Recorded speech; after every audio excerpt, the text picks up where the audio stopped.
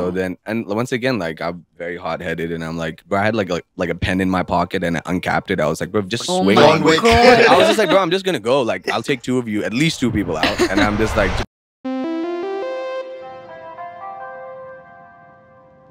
Hi guys, welcome to This Is Not a Podcast. This is episode number, I don't know what. We keep losing track because we shoot so much. We're dedicated to this business. Today we have the coolest guest. When we decided we were going to get guests, he was the number one name on our list. Suraj, aka Hanuman Kind. What's up? Thank you for greatest in the having me, guys. I just want to say off camera, Fahim hasn't stopped hitting on Suraj, so that might be a common theme on this podcast. This guy is so mysterious. I just want to be him. I've already asked him out already after this. And I suddenly just laid it off. It's all good. Suraj, are you excited to be here? Yeah, man. It's nice. It's nice to be here. You know, post Onam. And Kochi is always a good city, you know, and you guys are good people. So I would like to assume. You grew up in the US, so did you have like Onam and stuff there as well? I did, but I was born here, but I grew up all around the place, but everywhere you go, you gotta have Onam, bro. Okay, Yeah. fair. But Yeah. where did you like?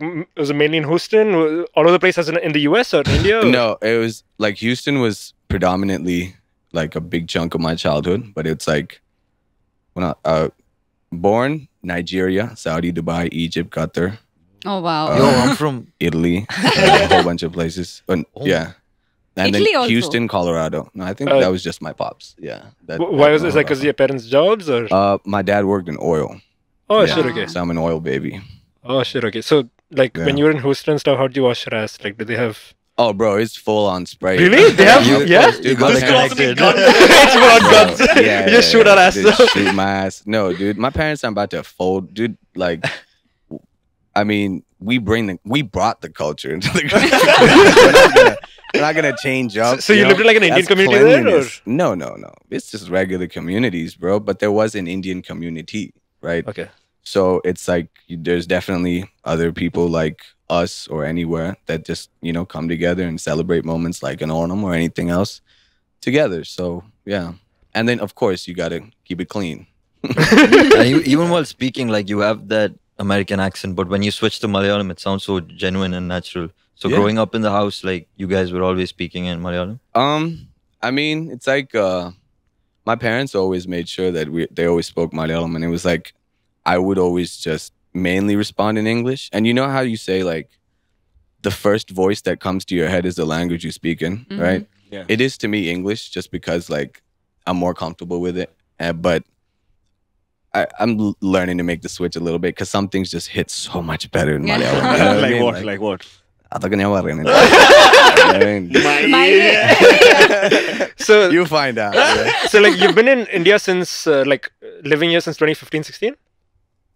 Yeah, no, actually, I went to college here, man. Oh, Okay. you I went to college here? Yeah, I went to college in Coimbatore. Oh, where?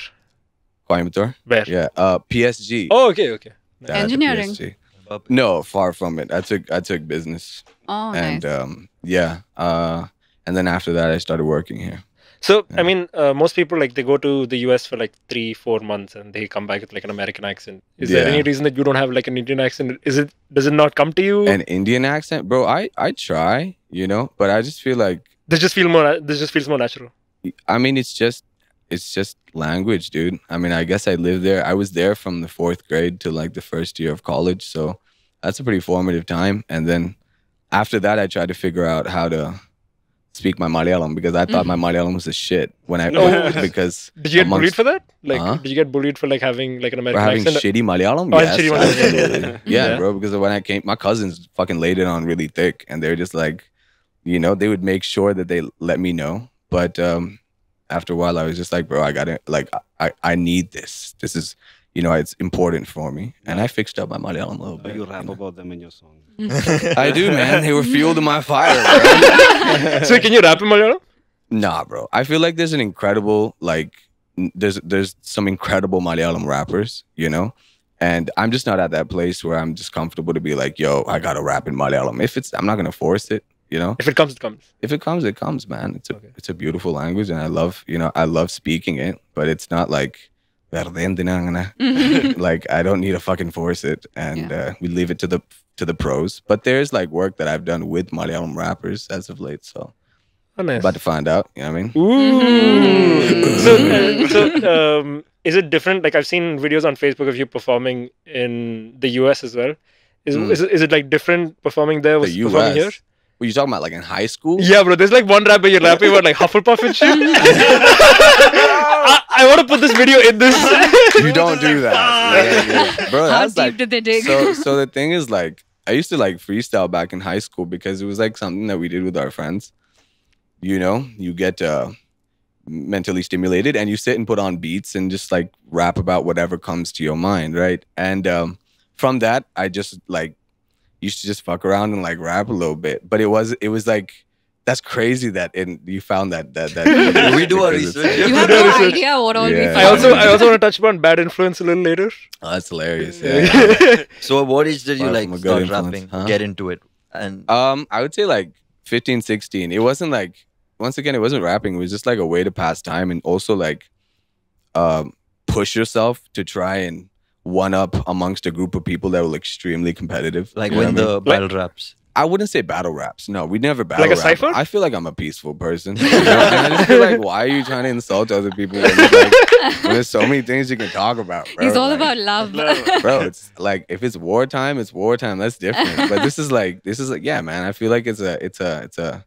I don't roll that way. But what we did, it was more like everybody's just. It's like the people that I was around. Everybody was into also the ratchet shit, and it was more like a place where we kind of got together, and it was like, you know, where you just push yourself and have fun with it, you know. And everybody's like, if you shit, they're gonna let you know.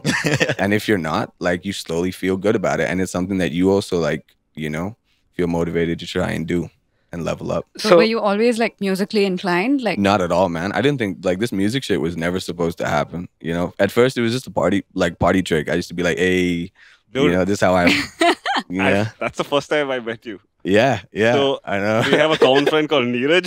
Yeah, And Neeraj yeah. is like, bro, guys, like, whole party is going on. And Neeraj is like, guys, stop everything. I have a friend who can rap about each one of you. And we are all yeah. looking like, that's not possible. Yeah, And then Suraj just comes and he will look at one person and then he was freestyle about them. yeah. He'll be in shock. And then the other person will be like, do me, do me, do me. Fahim also saying, do Sounds me, like do me.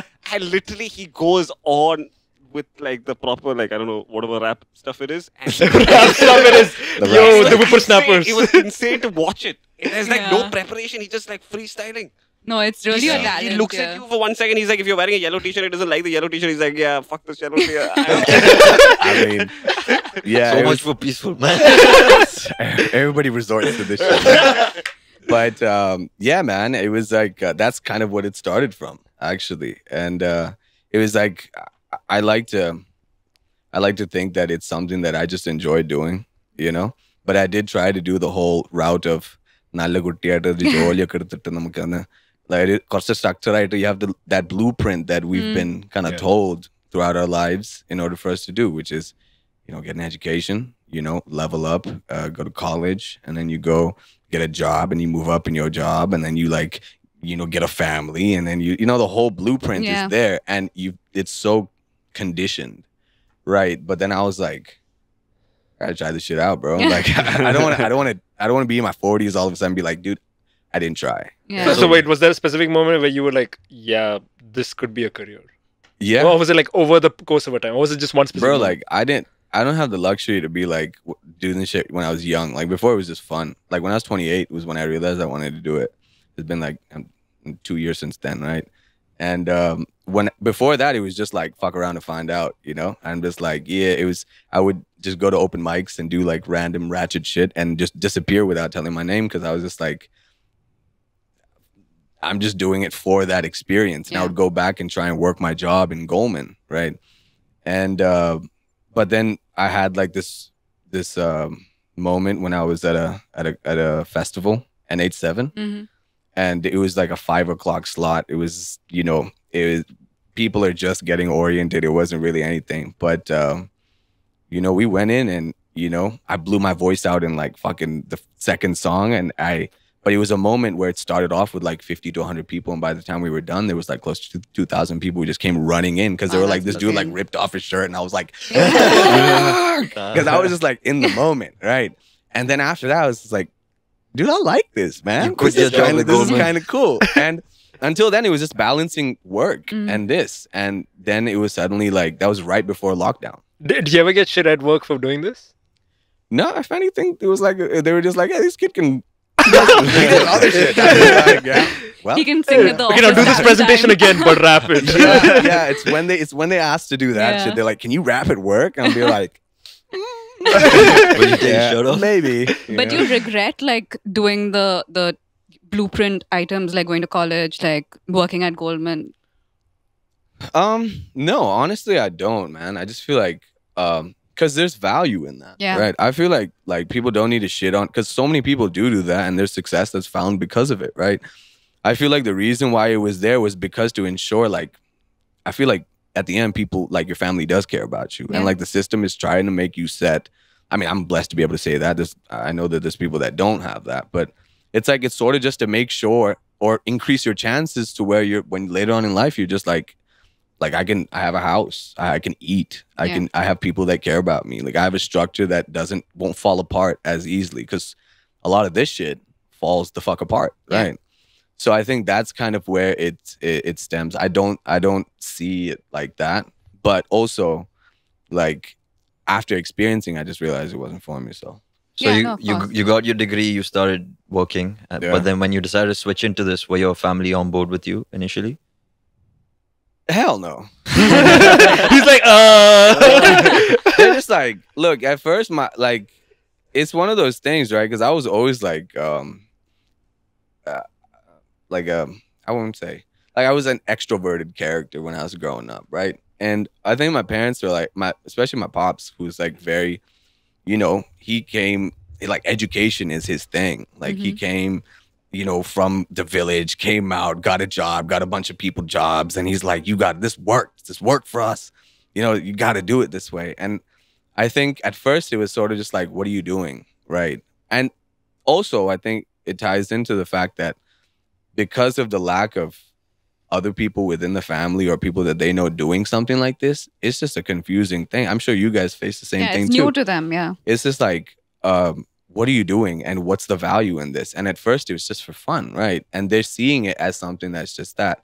But then when that changed after like you start making a little money and shit. And also like my dad came to one of my shows. It was just random. And this is when I was just like starting. There was like 15 people in the crowd. Was that a and I surprise for you? opening. It was. Yeah. Oh, Because wow. it wasn't, he was like, there was a meeting that was happening in Mumbai. It was like such a coincidence that he ended up being there.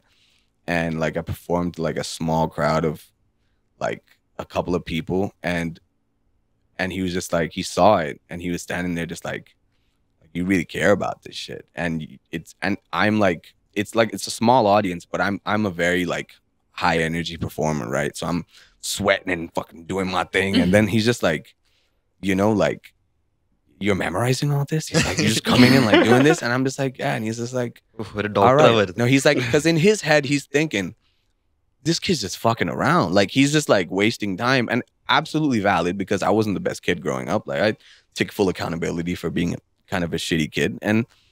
But the thing is, it's also like when he sees it and he's in his mind, it's just like, okay, at least I can say that he's trying something. Like, he's doing it and he cares about it.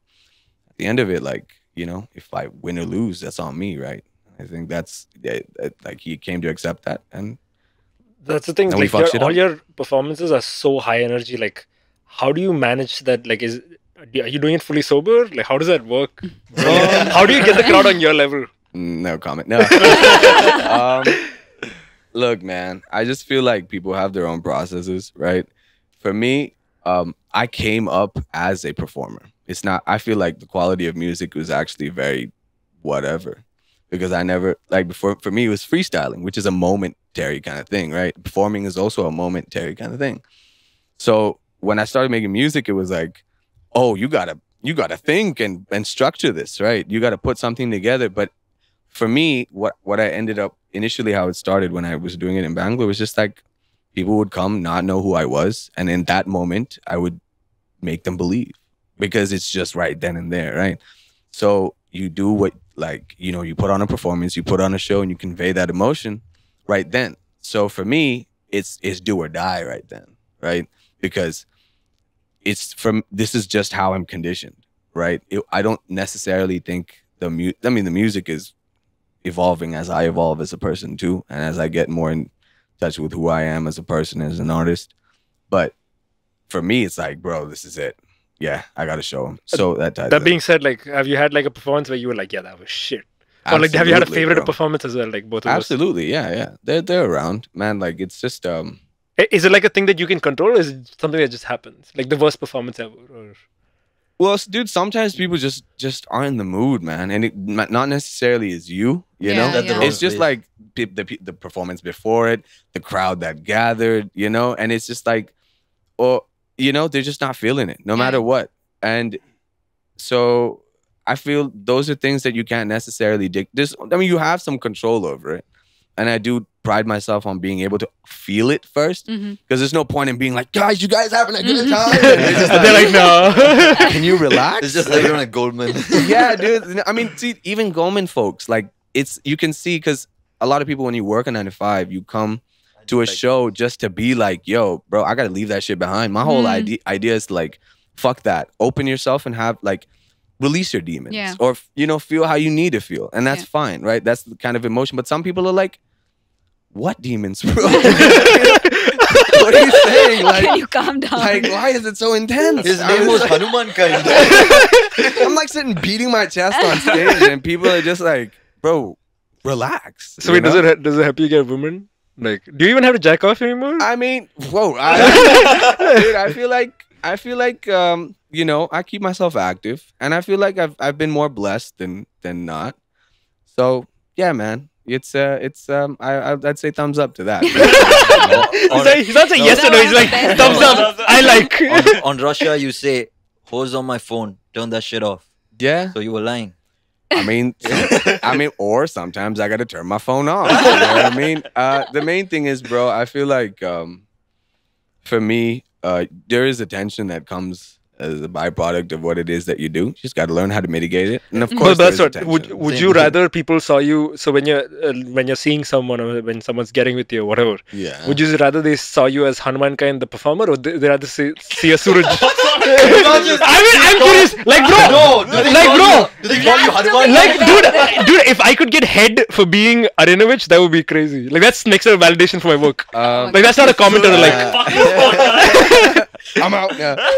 I mean, to that question, bro, I feel like it's I think it's a personal thing when you have an encounter like that, right? Whether it's sexual or whether it's a conversation, and I want them to know, like, for you guys, you could look at and talk to me like I'm Hanuman Khan, but for me, I'm just like, you guys know me as Suraj, and if you're my friend, I'll introduce you. And if you get to that point where we're more than friends, of course I want that. It's more of a personal thing, right? So more than friends eventually. Yeah, you know, so yeah, you got a chance. Yeah. No, so when it comes down to that, it's like yeah, I would prefer it just me as a person, and then okay. But you know, what a surprise! He doesn't want to be called. Sometimes you get ratchet, so you know. Would you ever date a fan? Would I ever date a fan? Have you ever dated a fan? No comment. I prefer not to speak. That's a yes, guys. They all turn fans in the end. I like that, man. Fahim, you've got a chance. What is going on? No, I mean, yeah, like I said, I've had some good encounters. I've had bad encounters. I think that's life, man. I feel like everybody comes across these kind of things. So, you know, it's not, at the end, bro, we're only human. And no one really knows what they're doing. And I think you just got to push through it all. So sometimes you do have some weird interactions, whether it's with a fan or whether it's with someone that you know or you thought you knew. You know, people are weird. You got to take accountability for that, including yourself. What's your weirdest interaction with a fan? Like somebody who's really something that pops to you. Pops to your mind. Like, have you ever had a stalker? Or Dude, something? he's gonna say it's me. Like we've had someone like we've had someone rock up to our house, for example.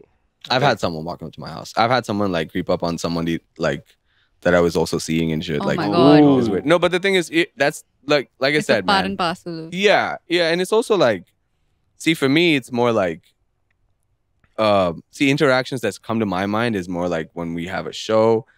There's like, all of a sudden you find like, after the show, right? Because it gets like, there's a wild group of people that tend to turn up, and I'm blessed to be able to say that. Like, I feel like there's a beautiful energy that I'm able to convey, and I'm also able to feel, and where it's like a give and take. Then I walked into the bathroom after we were done, and there was this dude whose just mouth was just cut open, and it's like, God. it's like what? And it was because of the show, because people were like going crazy, and he's like, "Oh, dude, the show was amazing, bro. Are you okay?" And he's like, "Bro, fucking, that's great."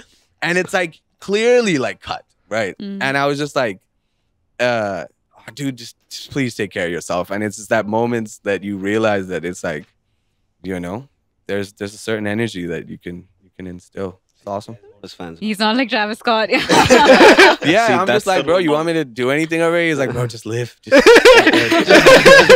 freestyle about me? Yeah. So like I want to take a slight left turn from here. So Neeraj told me about your first day in college, where you went, you had to go somewhere because of something to do with ragging. Yeah. Could you tell us that story? Yeah. No, so the first day of college, I ended up in jail. Yeah. Yeah, because like I was just obviously, so before I came, somehow the whole like college and the whole fucking city found out that there was just like this obnoxious American sounding. Like if you think I'm American now, I was like fresh off the boat. Right. And they're just like, this is kid that's coming, and they're just the news was like spreading around. And so I walked in, and you know, jangy ass earrings and like full of confidence. I'm like, ain't nobody gonna fucking touch me. Like, what is ragging? For me, ragging was like, Mohanlal film. Like, I had seen this film where Mohanlal was like ragging someone. And I was like, oh, bro, I can handle that shit. Like, dude, this is manageable, right? And I'm just like, I walked in full of confidence. Also, just like painfully unaware of the fact that I didn't know anybody within the city, right? Like, I walk in with the confidence of Houston and the people that I used to have, and then all of a sudden I don't have anybody. So I walked in. Yeah, but then I'm still gonna fucking talk shit, dude. People come to me and they were just like, so for me, I was just like, how do I make friends? How do I integrate into this area, right? And then these Malayalis came up to me, and I was just like, oh, my people. And I come in, I was like, and they're just like, Oh my God. and I was just like, who the fuck are you, bro? I was like, then they're expecting like for me to understand this, right? And like, Respect, yeah. But I'm like, dude, suck a dick. Like, I'm not into this, right? And I'm talking back a lot, and then it escalated. They're like, fucking meet us outside. I was like, I'll fucking meet you outside. I'm ready to go. But they're not understanding his accent. They don't know where Yeah, outside. they're just like, what is he saying? Is he coming?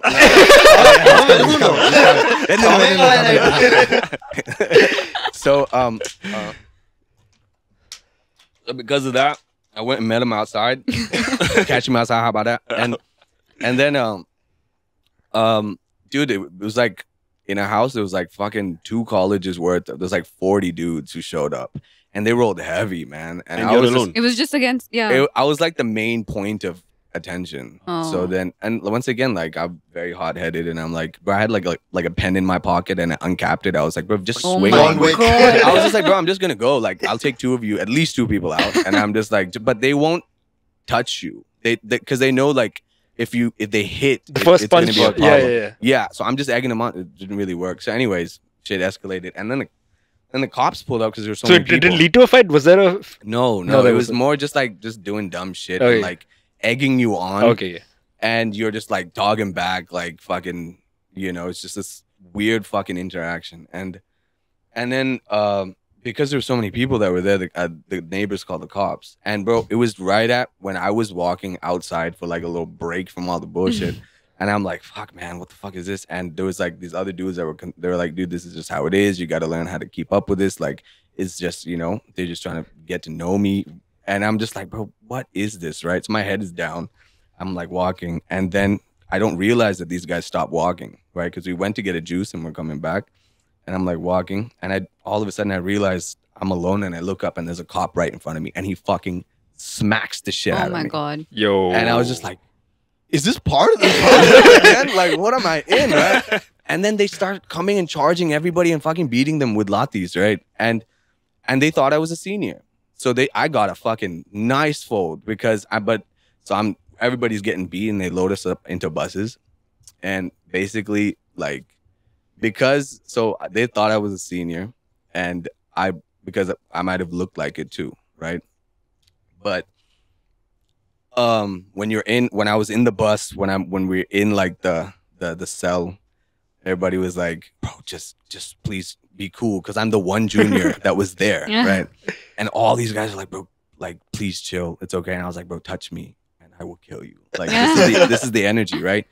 And though I hated them, like, it's also like, fuck the police, right? I hated everybody there. Yeah. I hated everybody. You guys were united against the police. It was like, so I just kept my mouth shut. And because of that, after that, I never had any issues whatsoever. They were just like, yo, this kid like kept his mouth shut. And he was like, even though I made like a list of people, I'm going to murder everybody. I was He just didn't like, snitch. He ain't no 6ix9ine. It's like Arya Stark on This Game is- of I was Thrones. just like, I wanted to like inflict damage to the people. That's it. But other than that, after a while, it was just like, all right, you went through it. And after that, life was, more peaceful than not. This So. is basically the opening of Tokyo Drift. Like, dude comes Maybe. from the US. This is the opening of his documentary. Yeah. So, wait, are you friends with those? Like, did you become friends with those dudes eventually? Or? Yeah, I mean, like here and there, some of the people like we got close. Like not necessarily the exact folks here and there, but yeah, man, I feel like it was a community after a while, and you realize it's just a bunch of just people, man. Every love story So- starts like this. yeah. And for me, I just eventually everyone figures out and does their own thing too, right? So like they were friends, they were enemies, but life. Sweet. So, we'll take a break now. There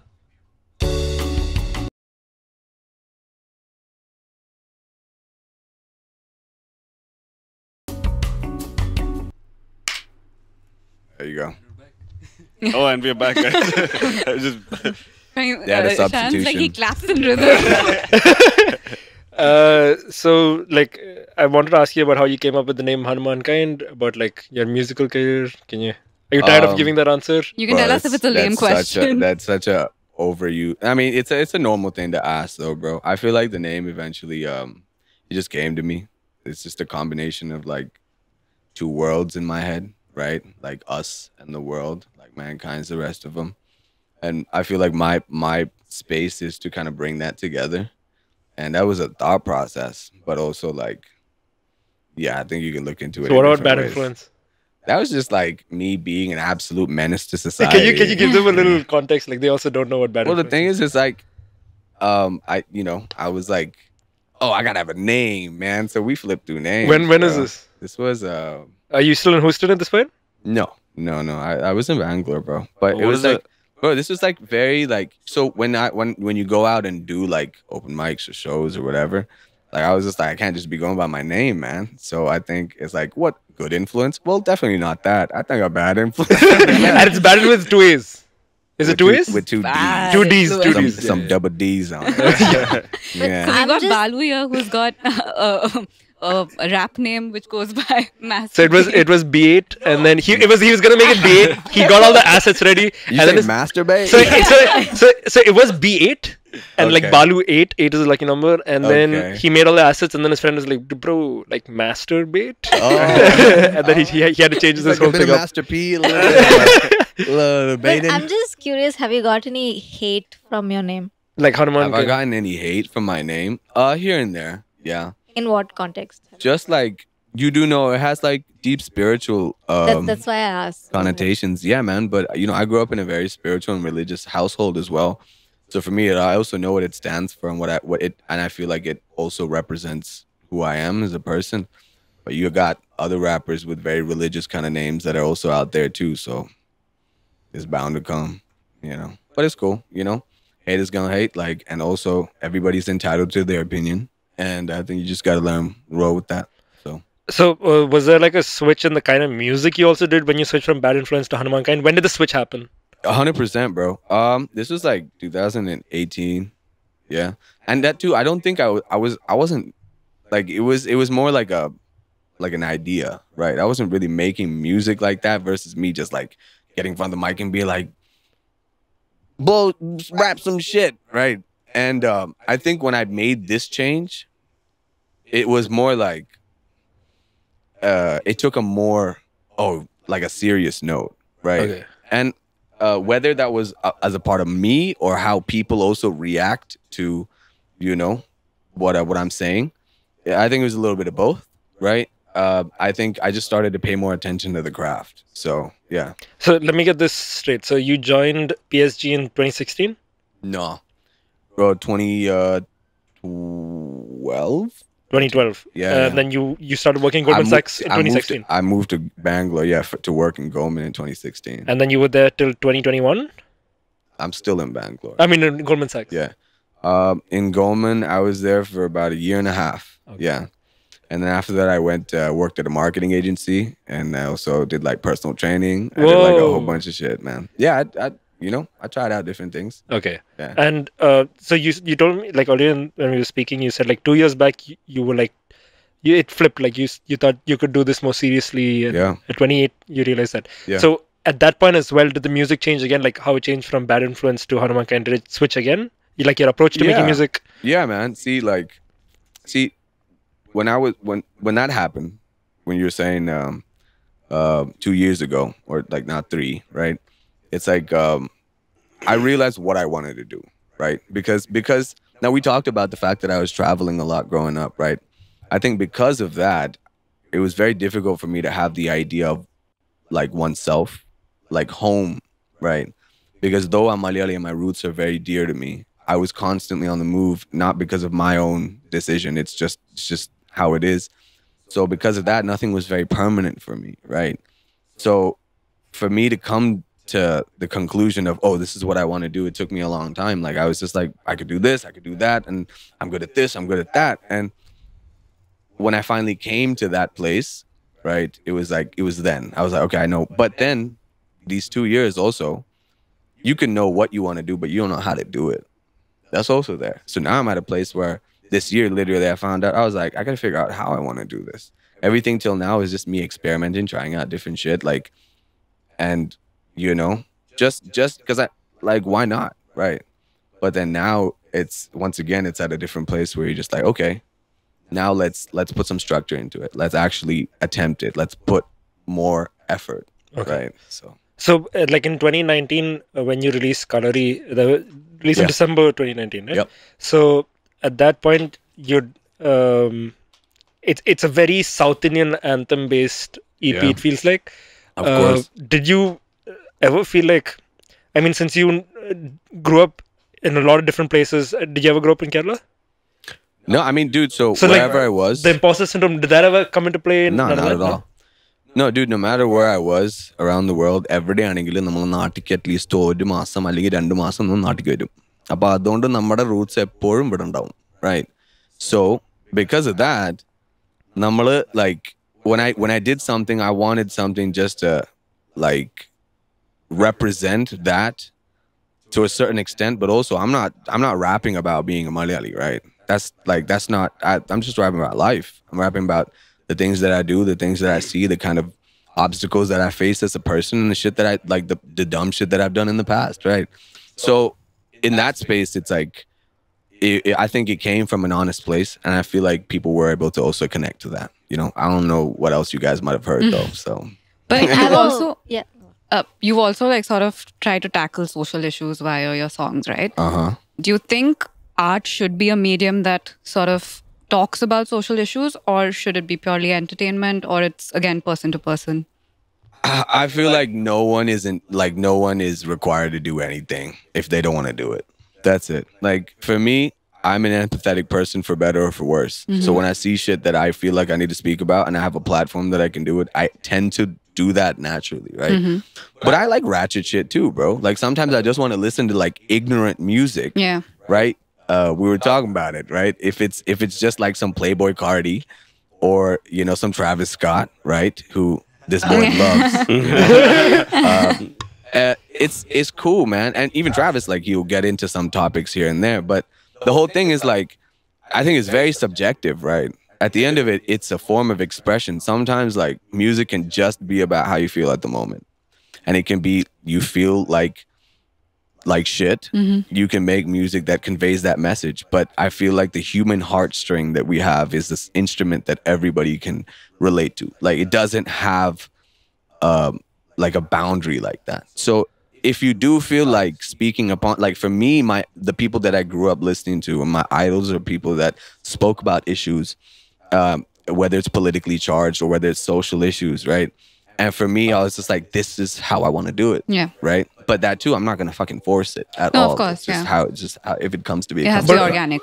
Exactly. When you write a political bar, do you ever like think twice? Because in the current political situation in India, like it is a little scary. Like, are you ever scared? Are you ever faced by that? Of the repercussions. Look, man, I think you need to come to terms with what it is and what it isn't, right?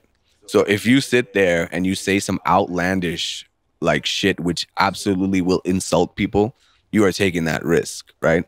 So I think like we're capable people, and I think if you respect something enough to where you're trying to make a change, I think you need to also understand that if you're trying to say something that, okay, you're trying to make a change or you're trying to instill a shift in perspective, you need to be aware of that. And India, for better or for worse, is how it is. And it's an incredible country with so much of diversity and so many people, so many languages, so many perspectives, religions, caste, creed, everything, right? So be mindful of that, right? And understand it, because if you go and outright criticize, or not even criticize, criticism is okay. I mean, misinformed, you got to be careful. Whatever, Not even let's just say that you aren't, like, you do it dumb, right? You go and you like, there are people that are in positions of power. There are people that don't give a shit about what you are, what you want to do. And that's how it is, right? But also, like, understand this, respect it, and then you move forward. That's it. Yeah.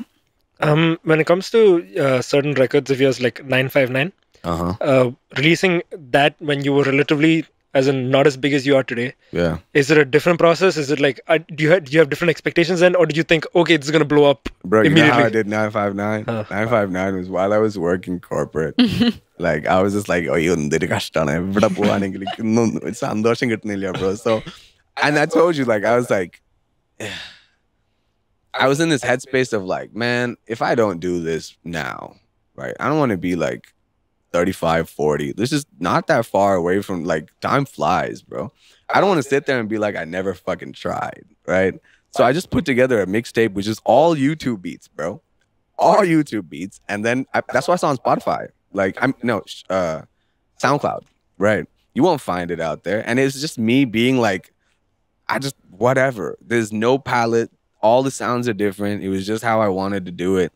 And no idea of what it means to make music. I was just like, I like poetry. I like to write. I like to rap. And that's it. And I just put it down. And I just put it out. I did not care. I was just like, bro, and I just put it together. And when I put that out, that was when, like, that project I put out in 2019, right? And then that was when, like, I didn't expect anything. I made a little announcement. I was like, guys, I'm put out some music, guys. Please go and check it out. Wait, you're talking about Colorino or 959? No, I'm talking about 959, right? 959 came out in 2017? 18. Yeah. So, and that thing was like, bro, 959 was a house name, was a number of the house, right? Oh, okay. It was a 959, it was right on our door. So I was like, this is just what I wrote in my house, bro. It's like, this is not that deep, Well, right? that was like a 9 to 5 kind of. I mean, it's really not that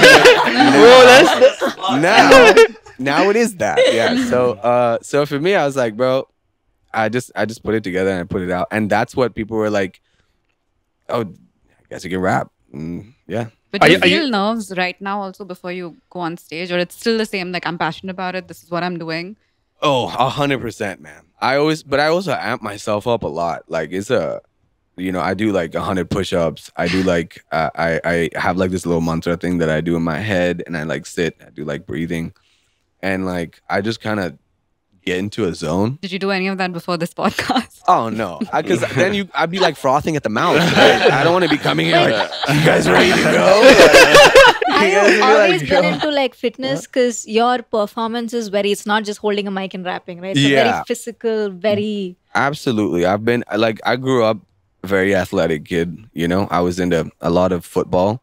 I was into martial arts. I did like karate. I boxed. I did everything just because, like, I was a skinny kid who just talked a lot of shit and didn't know how to fight and didn't know how to, like, absolutely, bro, one and the same. You know what I mean? So in that sense, it was like, I was always been like involved in athletic things, because also like the ADHD is just like, I need to do this. It's just something that kept me in check. And so from that, you know, growing up a skinny kid, like very, very skinny, but also like fit, I just started training after I started working. And when I started training, I started putting on weight, and it just became a way of life, man. It's one thing, like the gym is the temple and your body is. So when did you kind of start that training? Yeah. When I was like, I don't know, like, I think when I was at 2015, before I started working, I had 6 months at home. So I was like, so I got the job and I got 6 months before the job starts. So I was at home and I was just like, all I got's the gym right now. So I trained. അമ്മേന്റെ ഭക്ഷണം ഉണ്ടായിരുന്നു. അപ്പൊ 3 നേരം നന്നായിട്ട് ഭക്ഷണം കഴിക്കാനും പറ്റി. On top of that, you're having, I'm proteining it up. I'm fucking just going ham. And you're also at the prime of your life, right? Like, yeah, I think I was like 22. Yeah. And that's what like kind of put me onto it. And once I started to go from like, people were just like, skinny dude. Well, dude, you've been working out. I'm just like, well, maybe. That was such a good feeling. It is, dude. Honestly, bro, like, I like to climb shit. I like to play sports. I like to, like, for me, it's just sad if you're not able to. I mean, and that absolutely, there's people that aren't capable of it. And there's issues that come on the back of like, you know, we don't have luck. And not everybody has that privilege to do that. But if I have, and I'm able to control that and dictate it, like, why not? Like, if I want to climb, like, if you go outside and there's a climbable tree, I'm gonna climb the shit out of it. You know? Like, so wait, what's a climbable tree like? Bro, a tree you can just tell? Dude. Like, you can just tell? Yeah, bro, you can just tell, got dude. Good branches. Right? Yeah. Or if it's like a hill or a boulder, or you got to go on a trek, you know, like, for me, it's a fear, like, when you're at a place that like the world is beautiful. And I feel like there's an abundance of blessings that there are around us, and we're very picky about what we choose to do. But when it comes to doing something like this, like climbing on top of a mountain or like swimming in a river, like, I want to be able to do that for the longest time period, bro. That's where my head is. Even if I don't have money, even if I don't have, even if life is in shambles, at least I want to be able to like do these things, right? So that's my headspace with it. So Do you play football? I do, bro. I'll probably kick your ass. And Yo, is that a challenge? Bro. Yo, we should actually play a game. I'm on Team Suraj. Yeah, let's go. I'm on team Do you play in Bangalore? I used to, bro. I haven't played in like a year and a half, honestly. You beat him, he'll spit bars. So He just roast you, man. Nah, I played football growing up. That was my main sport. Football as in football, not soccer. Yeah, no, soccer. Yeah. Oh yeah. Football. I'm not built like a football player at all. Those guys are huge. Yeah. What massive. position would you play? I played right wing. Okay. Yeah, We should. I was pacey. Messi or Ronaldo? Messi for days. Oh, Yeah. you've really like solidified Fahim's love for you. Bro, I feel like there was a time where it was in contention, but the past 2 years of just like, after you win the World Cup, and now Bro, it was The World Cup was fixed. Get the fuck out of the frame, asshole. that's childish. It's not fixed. I will tell you this though, bro. Like, have you seen what he's doing in the MLS now? Yeah, the MLS is like, Dude, it's not a real league. It just shows levels. They paid everyone to like. What do you think is happening in You're gonna Saudi? beat me up. I am not What do saying you anything. think? What do you think is happening in Saudi? Bro? What do you think Ronaldo's doing? I Saudi, work for no everybody's pay rich, bro. over here. Ronaldo's sitting there like, I'm doing this for the love of the sport. Like, there's no money that's Sharon, in you it. can't even Work is argue a joke. Bro, I mean, just come to terms with the facts, bro. It's all right. So wait. Yeah. If you were given like an enormous sum of money to go play, like you were in Ronaldo's position, either Yeah. you play in the MLS or you get an absurd amount of money and you go and play in Saudi, what would you pick? Bro, first let me get to that position. You know what I mean? If I was in that position, I'd be like, absolutely, if I was offered that huge sum of money. Bro, Okay. it is a ridiculous sum, right? It is a ridiculous sum for a man who has worked ridiculously hard in his life. The thing about Ronaldo is that you cannot fuck with the ethic. Like, it is so supreme. It is so clear, right? You can see it in his body, in his mentality, everything. So for that, there was a time. As in, if there was contention. There was a time. There was a time. Yeah. Pandu. No, but okay, as a rapper then, like somebody signs you and says, okay, for the next 5 years, you only have to make like radio hits, sellouts. That you become like a sellout. Would you do that for an episode? It depends on where I am in my life, bro. Honestly, because look, see, man, this year has been very different for me. Why? Because I made a couple of life choices in my life, and I incorporated certain practices that I just felt were necessary for me, right? And because of that, it's like everybody's like, see, in this media space that you do, whatever you want to fucking call it, right? Everybody's like, bro, you gotta fucking you gotta be consistent, you gotta keep putting it out, you gotta be like this, you gotta be like this. I'm just like, bro, I don't gotta be anything, bro. I'm gonna, like, if I'm not in the space that I want to make music and I'm not comfortable with it, because I feel like everything that I put out till now, like internally, I'm feeling like there's some, I don't feel so okay about it, no matter what anybody tells me. And that's okay. That's like people, like, I feel like it does connect to a certain extent. But internally, I was sitting there like, bro, I don't, like, I feel like there's something off, right? And I'm the only person that can answer to that. So for me, right, I'm at this place and I feel like I'm just built differently in the sense that I will, like, take the time, and I feel like it's important for me to do it my way, right? But if someone does come and unload a massive amount of money in front of you saying that you got, they wouldn't do it if you weren't ready for it, right? And I feel like people got to come to terms with the fact that you are, like, you're capable. Just because it's radio hits doesn't mean that it's not you, and that you can't kind of dictate the movement, right? It doesn't have to be like shit that you don't necessarily, like, you don't stand for.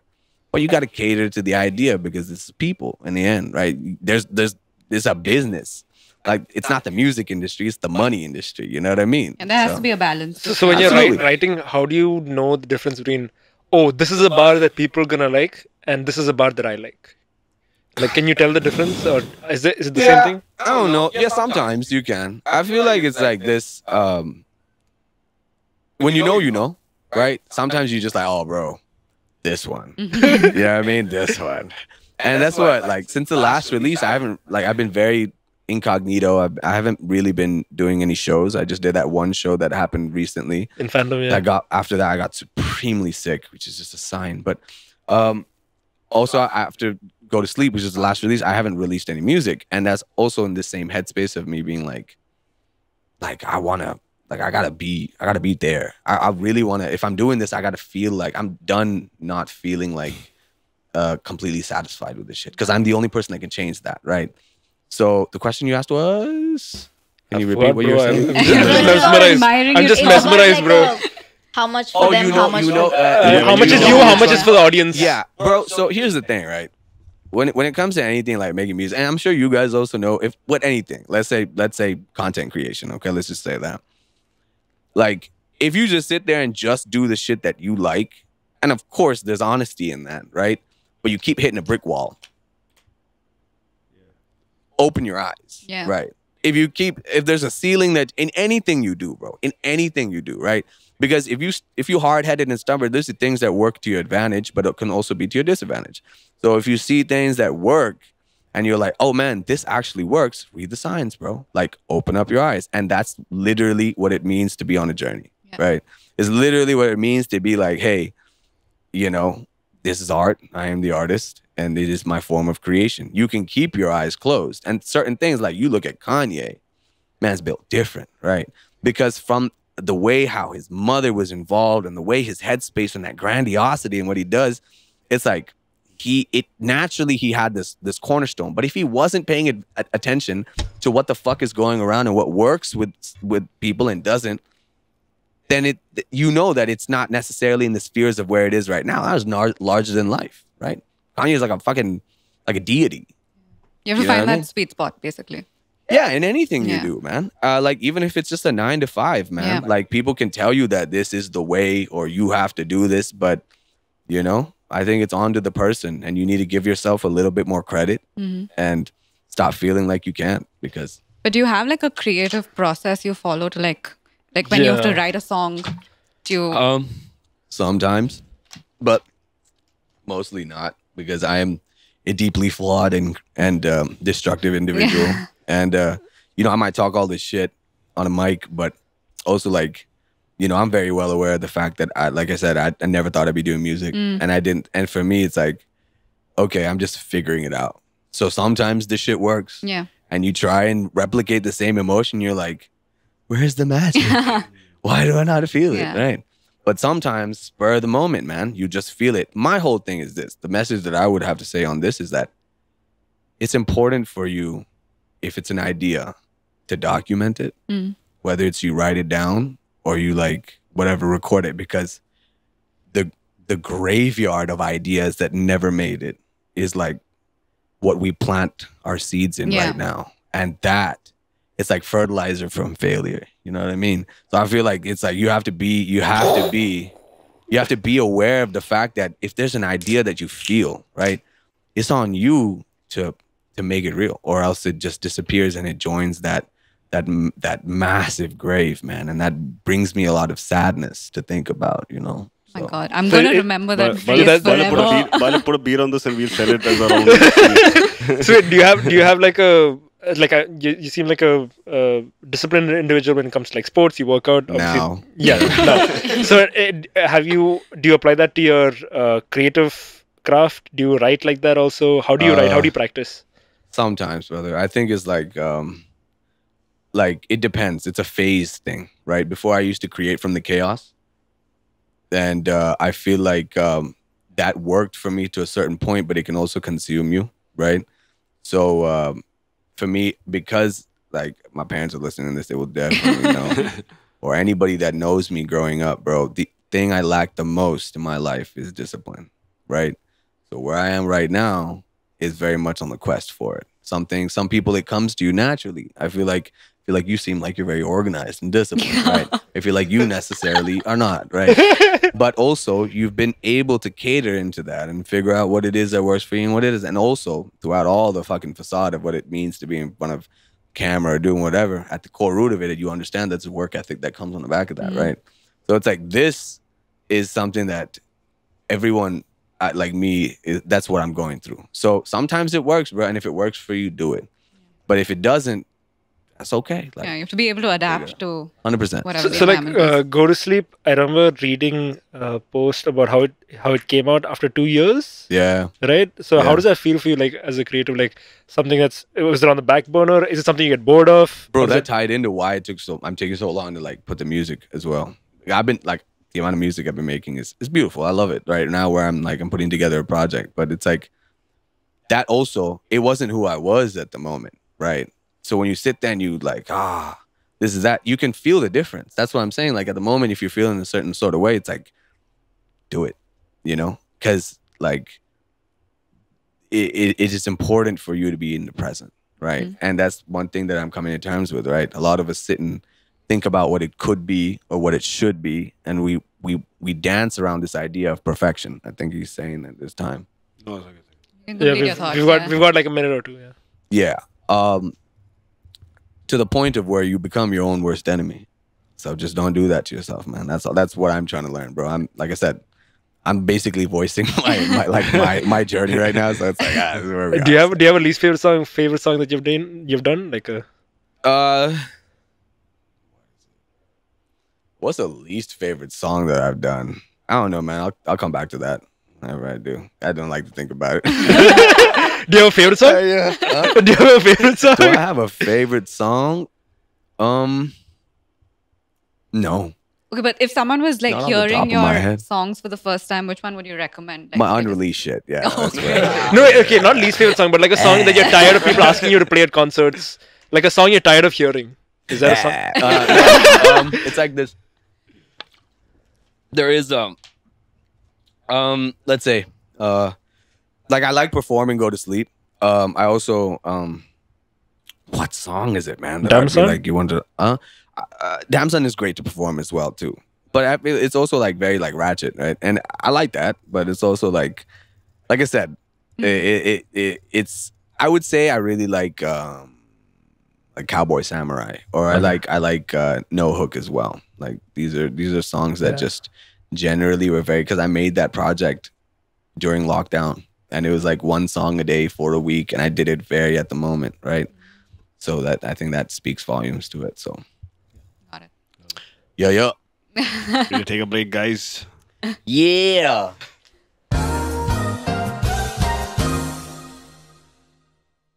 No, I drink a lot of water in a day. That's why I have this I have like this 2-liter bottle, and I drink it twice in a day. Oh my god.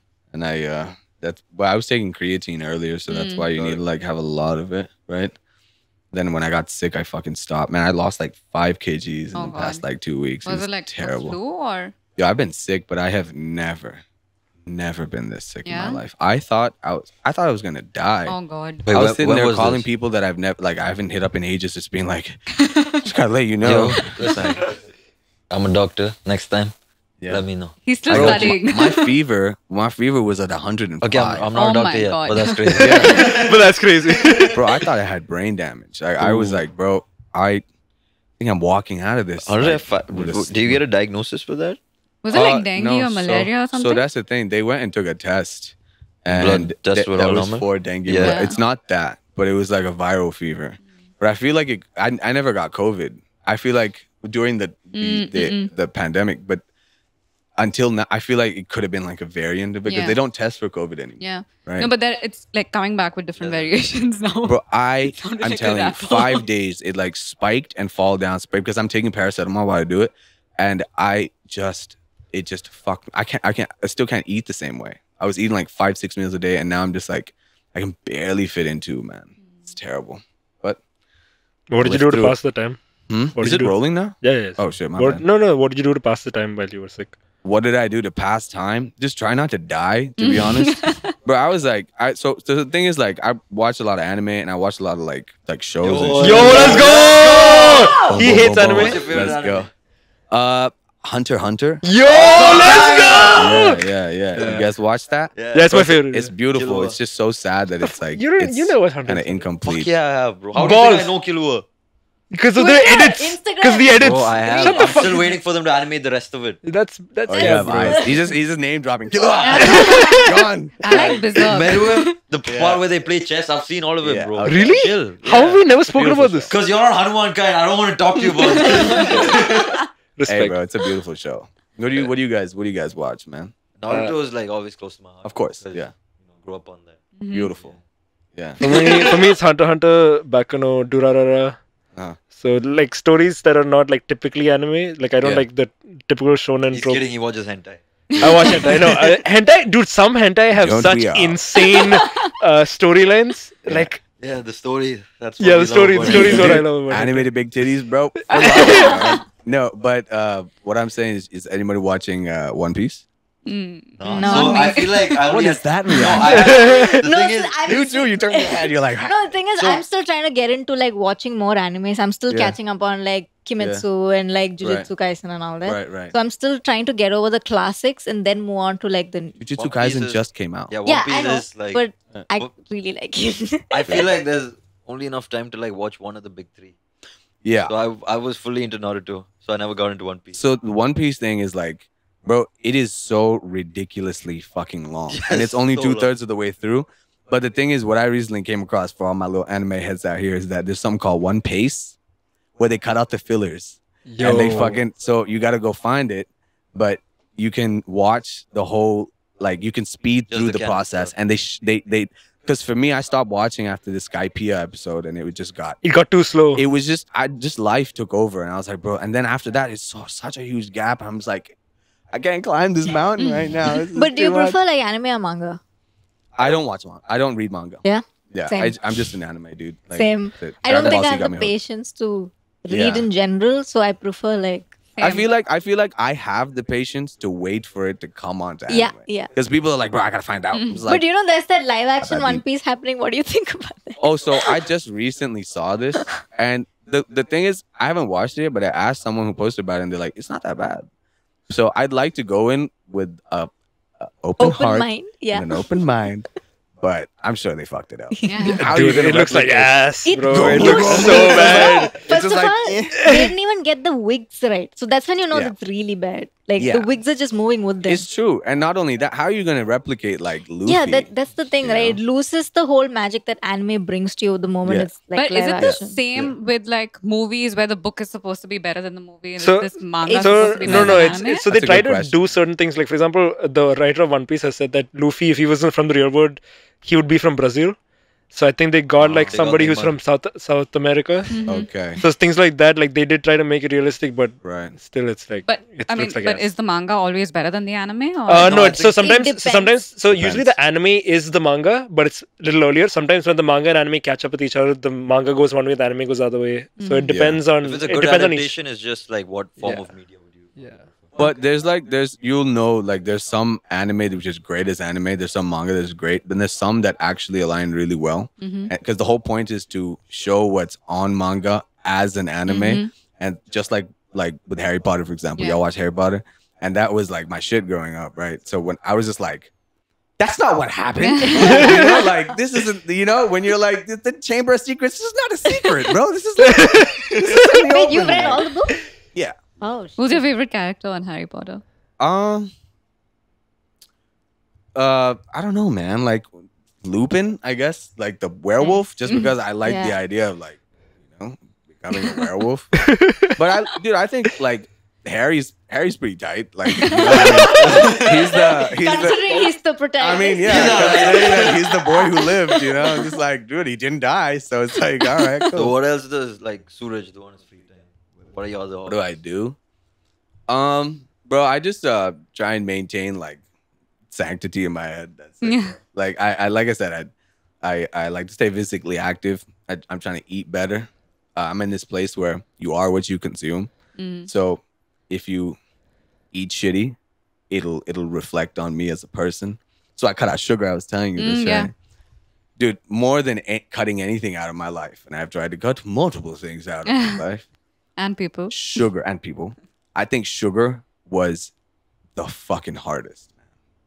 But the minute you get past that 2 week of fucking fiending for it, it's like, all of a sudden you realize that there's no crashes that happen from the sugar. No, have you seen that? It's crazy. No bro. fizzy drink for me today, guy. Bro, that guy is a certified legend. Let's fucking go, bro. No, I'm obsessed with Can him, you do bro. it? Can you do it? Can you do it? He can do it like. Really well. Oh, now there's a lot of No, pressure. just do it. Bro, do it.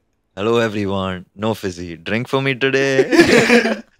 And then he goes on a tangent about his My My wife day. tried to give me this I could have had a fizzy drink today, but I didn't. My wife passed me the can, but I said, please don't do that. I get tempted. and I But found it funny. It's crazy how he blew up from that, no? Like he was just sharing a part of his day, I guess. yeah. And he's on 3 years now. Yeah. That's crazy. The thing is, I just think that it's because he's so like honest. Like, it's man. so genuine. He's so genuine, endearing, yeah, bro. to watch. And yeah. the dude's like, you're just like, bro, good for you, man. Like, I'm so glad. Yeah, I because think- fizzy drinks they're bad for you. I Yeah, understand it, everybody's you know? rooting for him to like sort of finish Yeah, this man. challenge. I really hope he doesn't. Dude, it'd be crazy if he was just like snorting fizzy drinks on the side. He's like, no fizzy drinks for me. He's like on a sugar high on the side. It's like the dark side of the fizzy drink, man.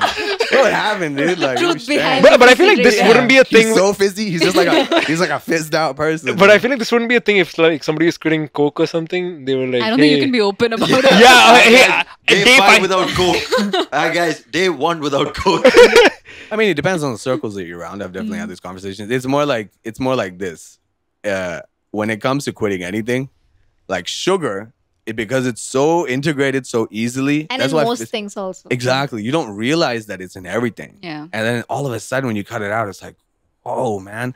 But it's processed sugar. Yeah. That's everywhere.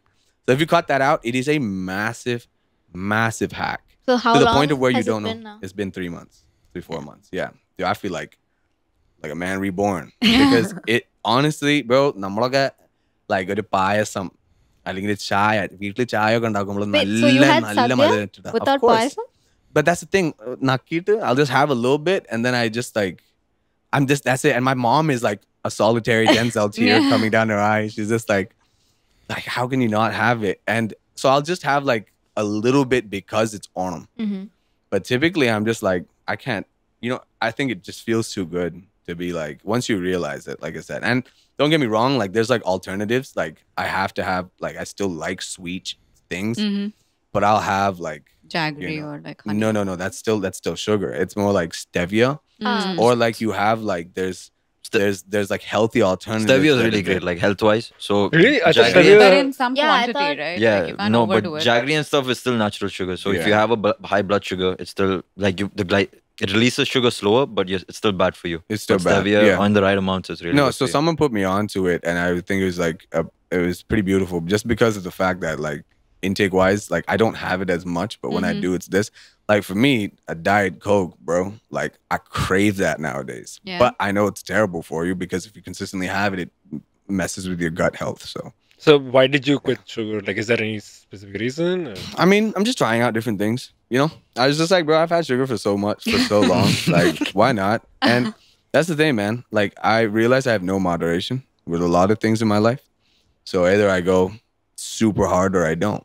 So, you know, that ties in with some of the decisions that I made recently.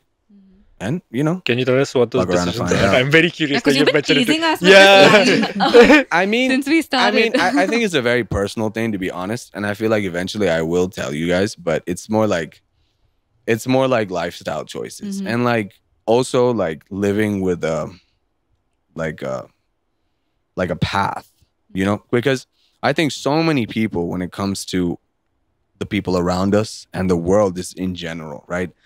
I think people don't really know what they want to do, or they move without a purpose or a cause, right?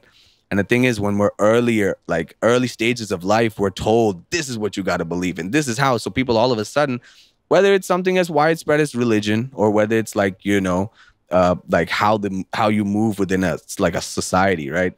They're told that this is like, you know, this is your cause, this is your purpose. And the thing is, what I've come to realize later on is, as you move forward, like it is a difficult and very taxing and lonely journey for you to figure out what it is that your cause is, your purpose, right? So when you get on the quest for that, right, all of a sudden you start to realize a whole bunch of shifts and changes, right? So for me, that's kind of where it is, right? For me, I'm just like, bro, I've been like, oh, this is cool, this is dope, this is this. And I also kind of formulated what I was, but you know, it is that journey which you need. Sometimes you got to take some serious calls when it comes to that. And whether or not you succeed or fail is entire, dude, at the end of it, like, we could get struck by lightning, you know what I mean? You can just die when it comes out tomorrow, right? And you never know what's going to happen. But at the end of it, when these things happen around you, the one thing that you can have some sort of control over is how you react to certain things. Yeah. So like if you get up and slap the shit out of your brother, right now, like, you could be like, oh shit, and react to it in one way. Even if it came to that reaction of getting up and being like, you know, you got to do that. Or you can control your reaction to it, right? It's all like about perspective, I think. So this is the changes that like is on a very, very vague and wide spread thing, while I also indulge in stupid shit. Yeah. So when you're doing stuff like music videos and shows and stuff, how do you mitigate like having like a proper workout split, or like how do you take care of yourself while being on the journey? For a long time I didn't. That's why my body started falling apart. It looks like- pretty good to me, bro. Yeah, I appreciate that, man. You know, it's a little. Do you want to sit here? put a little weight I in, can right? go there. It's like, "Bra, marido, ah," you know? No, like, that's the thing, man. Especially when there's like seasons, and if you don't regulate what goes into your body, and you try and go to train, let's say excessively drinking, like the Malayali I am, if you try and go train, like, your body is extremely dehydrated, and it is like, it's screaming for help. And I'm not getting any younger, dude. You know what I mean? I told you I started this later on in life. So it's like, this kind of stuff is like, that's very much this. So when you make the changes, like, for example, I'm saying I'm drinking a certain amount of water every day. It's just like, because it flushes your system, it cleans it out, and it really, really helps to kind of set the tone when you do these kind of small changes. So then incorporating something like working out, I think it's just you being honest with yourself, man. Like, I could say that I work out every day and I go fucking, you know, I live this kind of this routine, this regiment. But if you're not doing it, then you're not doing it, and it'll show in the person you are. And then this just results, man. So that's it, man. You legitimately don't get lost in the sauce, right? And just be there, show up for yourself, man. Yeah. That's Also, I mean, if you don't have that balance, it'll lead to like a burnout or. Yeah. Yeah. 100%, man. Because I just feel like, see, like even in what you guys do, right? You come face to face with so many differing energies, right? And it can be extremely difficult at times when you're surrounded by these kind of things for you to actually be like, what is it that I stand for? Like, what is it that is me, right? Am I wrong here? No. Like, Like, so- personal has to come out somewhere. So when you do something as like, when you live in such an interactive environment, like, it's like, so much can shift, Yeah. right? You can choose to go out and do something that somebody else has put into your mind, right? They say the same thing about when you wake up in the morning and like, you know, everybody grabs their phones and sees shit, right?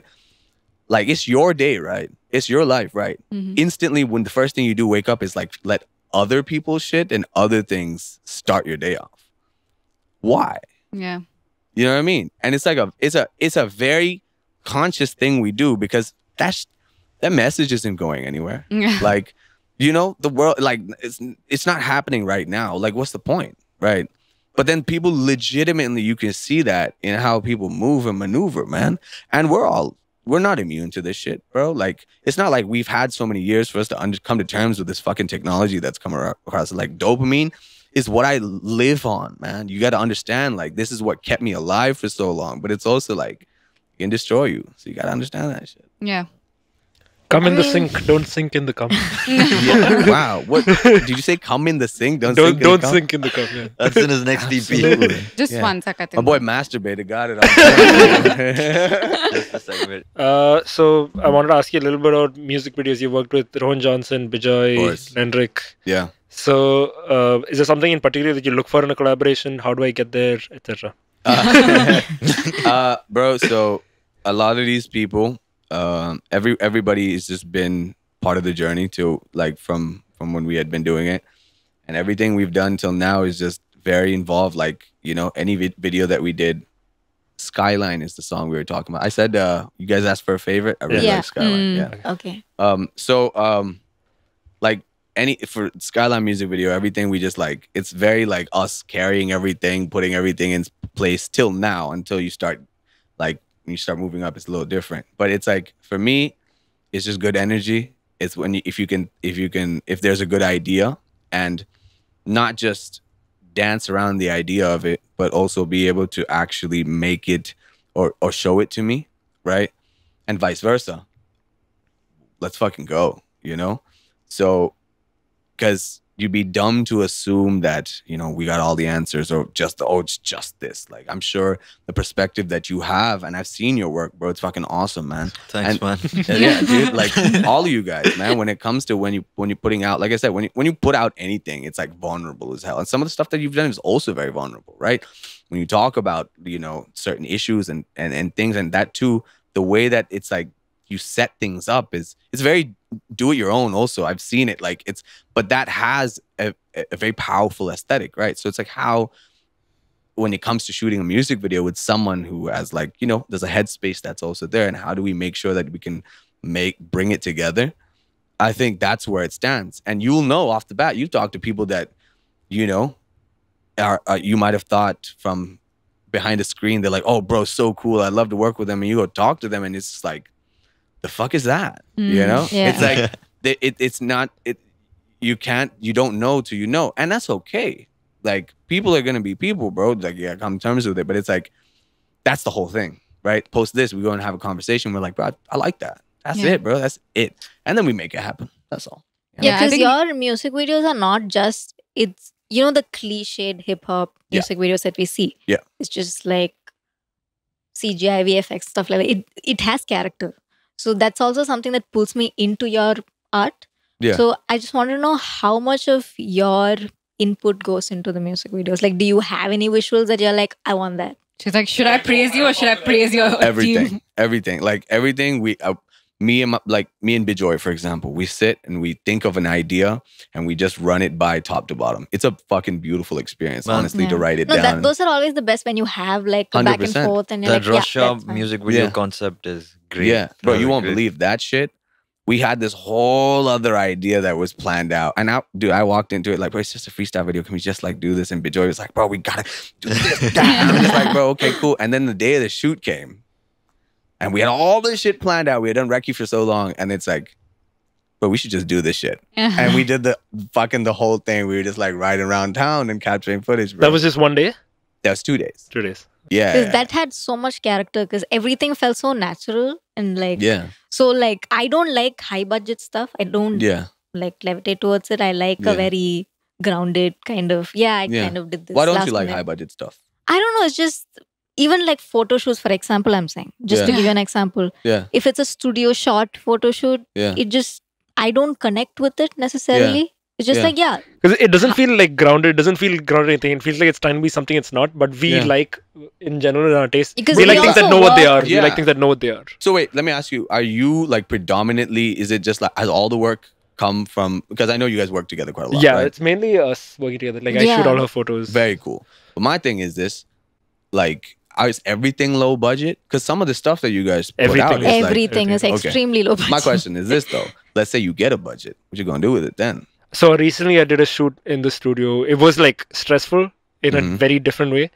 Because I feel like even if I do have a budget, I'm mainly going to stick to my guns. I learn new things, but I still want to be me. Like I don't want it to be different just because it's in a studio. Like, fuck studio, we're never going to shoot in a studio. It's just like, you know, the very packaged thing that we see in your industry especially, right? Like you kind of get sick of it because everybody tends to follow that path, right? Like visuals. I relate to that very heavily actually, because I think a lot of rap videos, this is like, I'm a rapper and I rap in front of camera. Watch me do it. Even that, bring even down the hammer, bro. Outfits, like, jewelry, Lisa everything. Lamborghini. Everything set like tends to be in one bracket, which gets very like like the difference between DMB like and A$AP Rocky's most recent music video, the one where it's like the supermodel one. Yeah, the one where he's wearing white t-shirt, where he directed it, right? Yeah, and it's like a tank and stuff.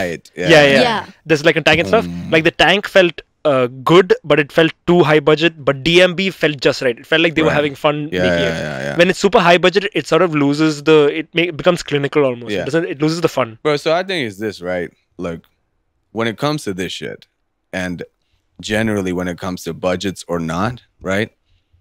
The core root of it all is once again not losing the sense of who you are when you do this shit, right? Because so many people do that. Like, you know when you're not comfortable in your own skin. Or you know when it's like, oh, bro, this guy's just like it's just it's a facade, it's an image, right? And I think when you are doing something, like I said, like art, you want to stick to what the integrity that you hold, right? That you've garnered so much, because once you lose that, then what else do you have, right?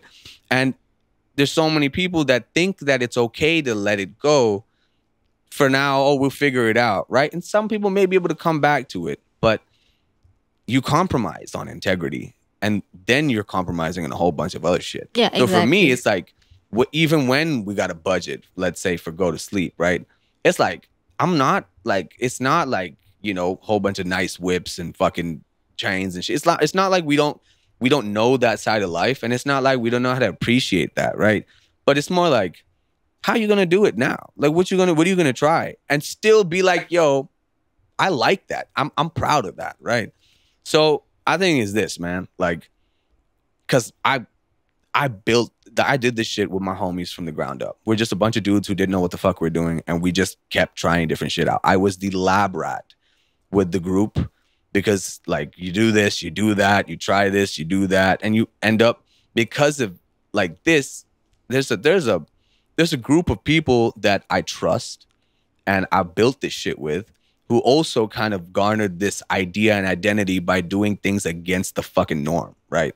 And so for me, you like, money's gonna come for sure. Like, you do anything and you put, like, you ascend or you move up, it's gonna happen for sure, as it should, right? Get paid for what you're worth, right?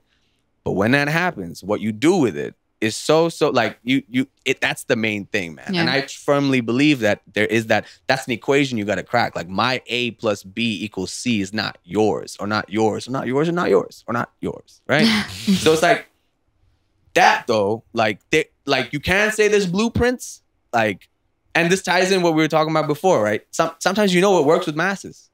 Sometimes, like, you know, you got like you making it rain on a couple of pretty women, and you're just like, oh, and you see that this garners attention, and then you know certain things have more appeal because we're human, right? So pay attention. But it's also like, how are you gonna do it different, man? Like, what is it that you're gonna do? So we were having a discussion about this, and Fahim was like, basically about you being one of the few English rappers here. Like you're massively underrated because of it. In my opinion, it feels like you have a massive target on your back because other English rappers feel like you're the bar. You're the benchmark. You're the benchmark. So how does it, like, do you feel like you're underrated because you're one of the few people that raps in English? What's your take on this? Look, we have the largest population in the world over here, right? And that is a huge asset. That's also like us as a people, right?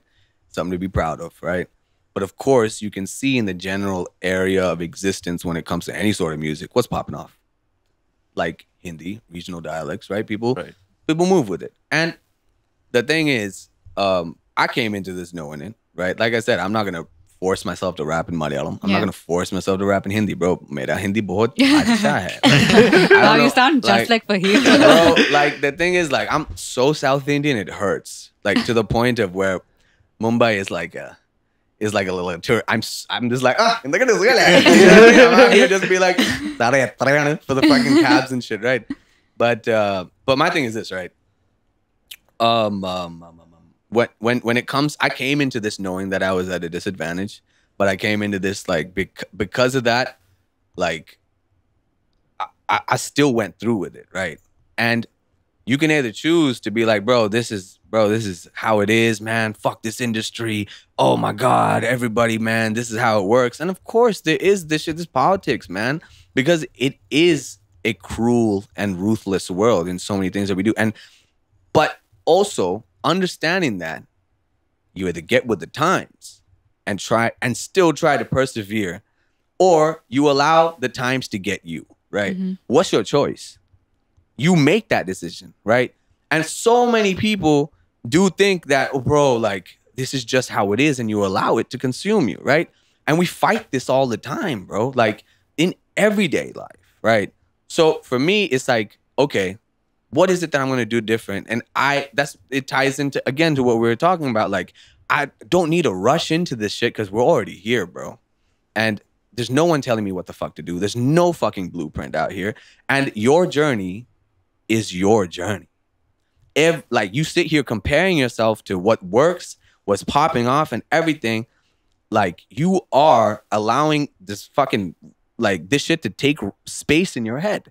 For what? What is the cause, right?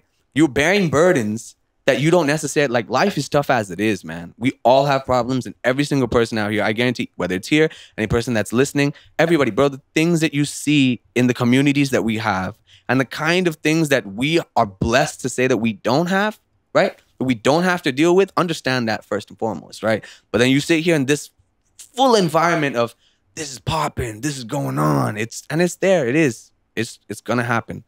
But just remember, like, there's people, like, you guys have heard of, you know, rappers not being able to sell out tickets, right? Yeah. It's a big thing. Canceling tours.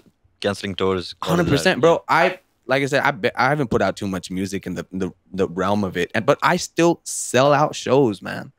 And I'm blessed to say that there's a community that I can fucking I appreciate and I love. And dude, that's it. That's it, man.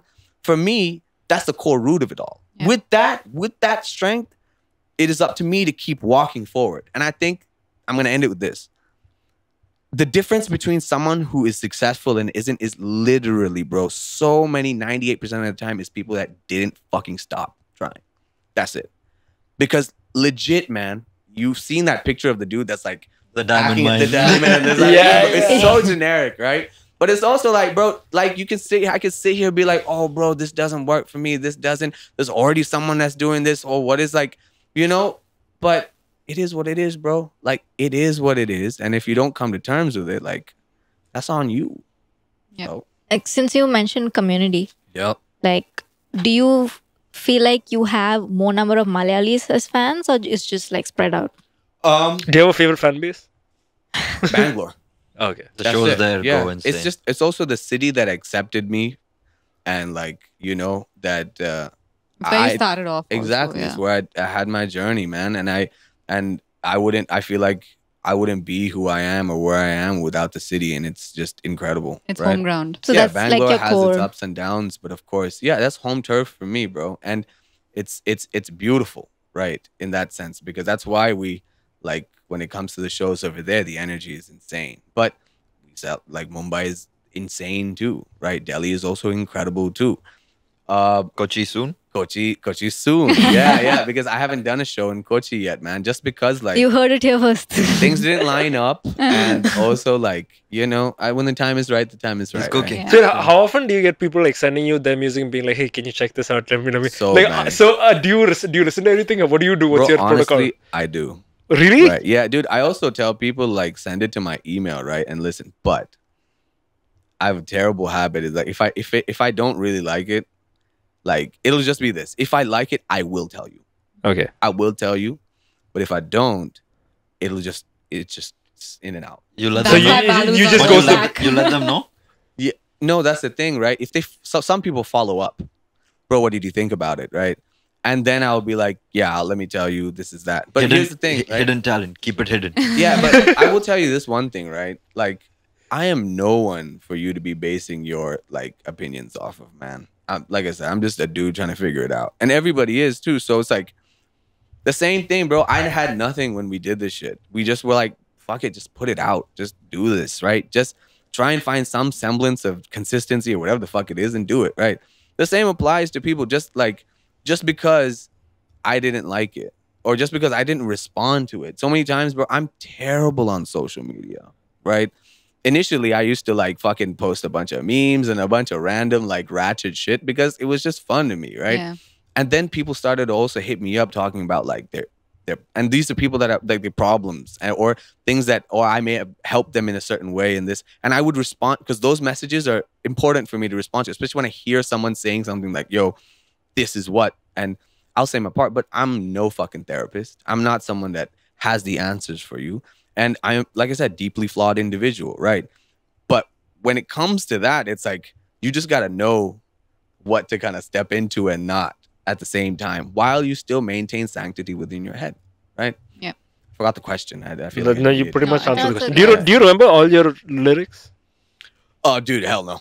No, it just goes out. No, so I do most of the time when I step in front of like the mic, when I perform, it tends to come because I like it's You a get that pressure first bit, situation. then. Yeah.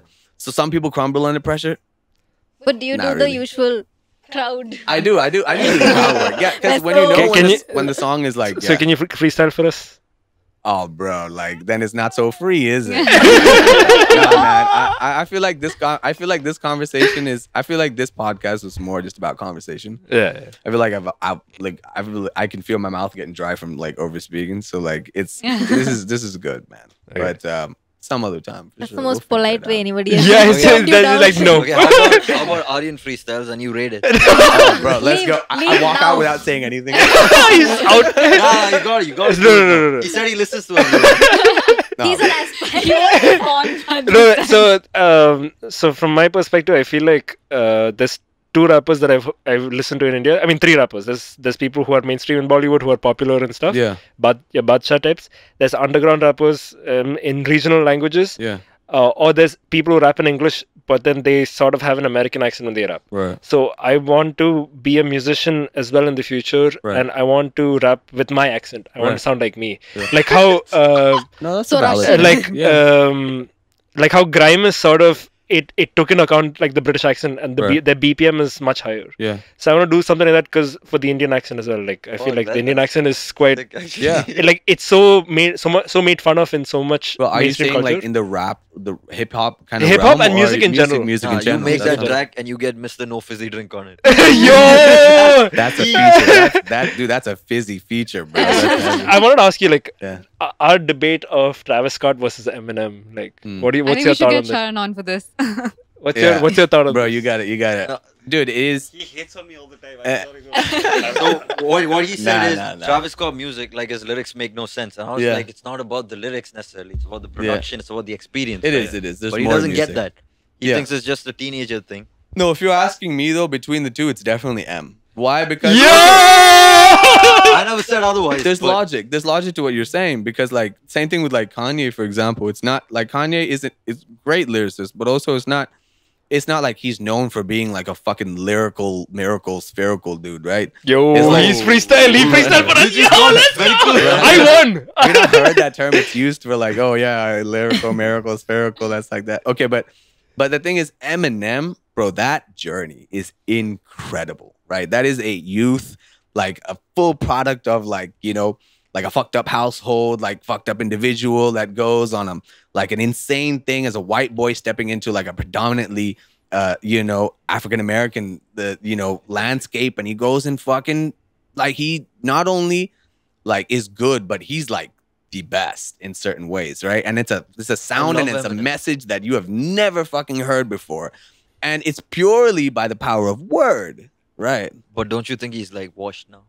Yeah, because everyone gets old, bro. Like that's what I said. I love him, but like he proved his point. Yeah, his like, recent stuff is not that great. Yeah, but it's also like as you get older, for example, how's your dad talk to you?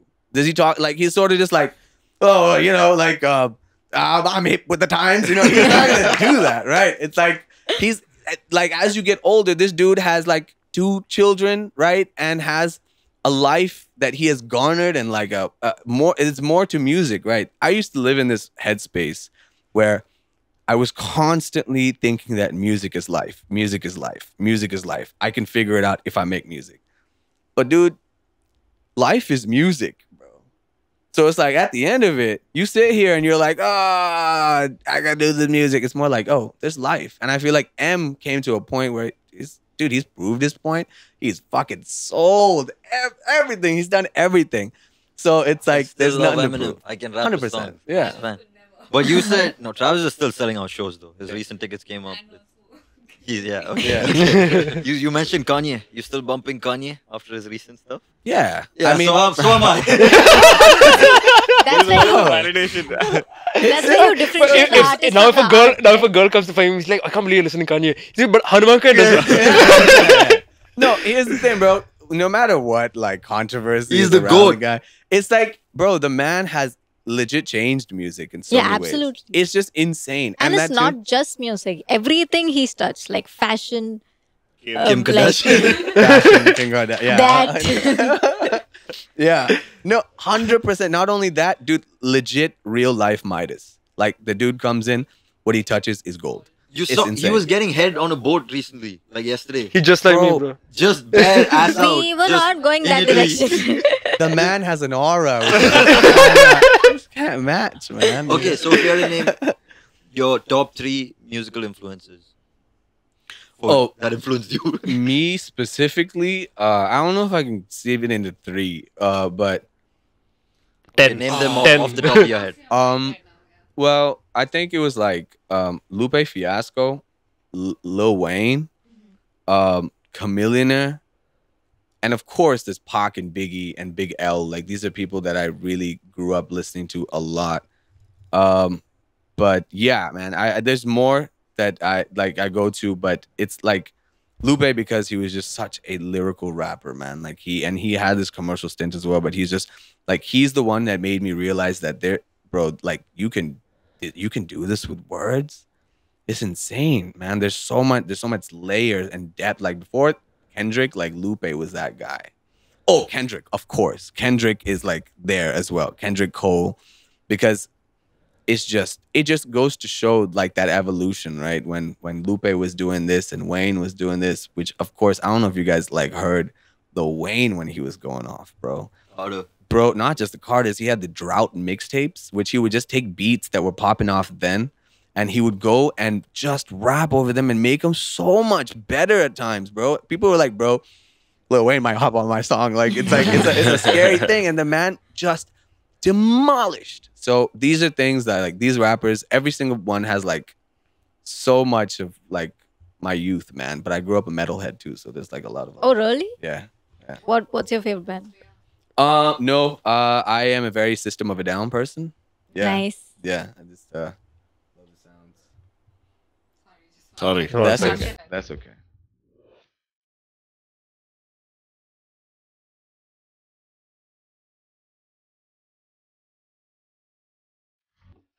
So I have two questions left. One is in this current political climate and like how woke people are these days, is your niceness calculated? Like, are you thinking about every single interaction? Are you careful with what you say? Is that something that you take into account? Well, yes and no.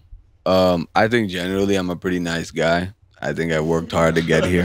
I think I worked hard to get here because, it doesn't work if you're like a shit stain, right? If you're a menace to society and you show it on people, like it's gonna show. But I feel like when it comes to like you're saying woke and endeavors, there's a lot of shifting in perspective, and I think it's very important that you need to understand that.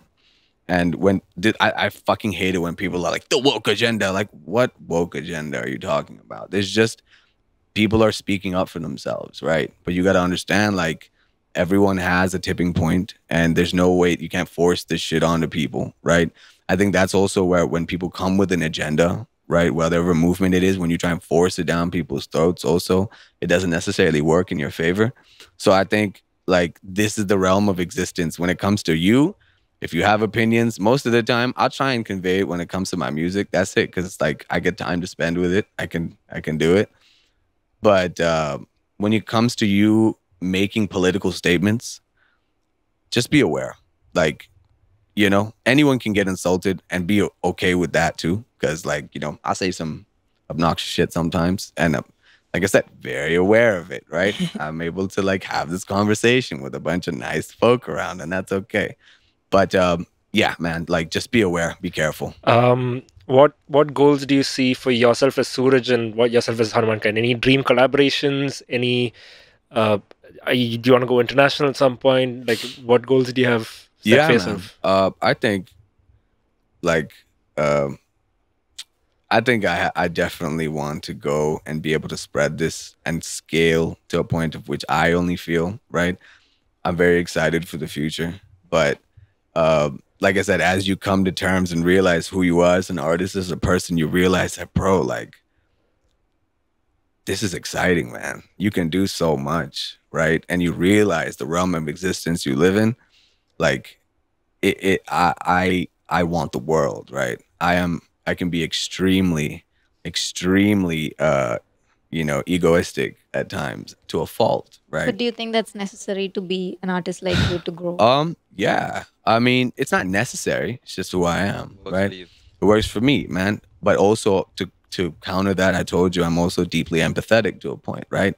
You gotta come to realize where you gotta sometimes cut that shit off, or you gotta know what works for you or what doesn't. Where you expend your energy is it's so critical. So when it comes to setting goals, things that I never did before, which is like, oh, I'm just kind of going with the flow. I'm just doing this and that. Now I have that. So what's next? I'm working on a project or two, right? And I'm very picky when it comes to collaborations generally, to a fault, right? I'm just trying to open up my horizons for that too. But I think for now, when it comes to whatever I release, it's a point of me understanding I'm more in tune with myself, and it should show, right? If that's the whole idea, right? So, and when I'm putting together a project, which is it's not just a song, it's a journey, right? That's very interesting for me. Like, I feel like there's so much more. It's like watching a show or like a movie instead of watching the trailer, right? And you're like, how you gonna make this movie though? Who are you gonna cast? Like, what's happening, you know? So that's kind of where I am. And I firmly do believe that to be the change you envision, and I envision a lot of change, bro. So let's see, inshallah. We'll figure it out. Let's go. Inshallah. You know? I think anyone. No. I think that's a wrap. Thank you, Hanuman Kai. HMK on the way. HMK on the way. Mr. Kind. Mr. Kind Hanuman. Well, thank you for having me, man. And I appreciate it. All you guys were fucking awesome. You know? Whee! Yeah. Sweet. That's a wrap. Thank you, guys. All right, guys. Thanks so much. Now I can move this, right? Yeah. Freedom. Oh my God, freedom. Let's go.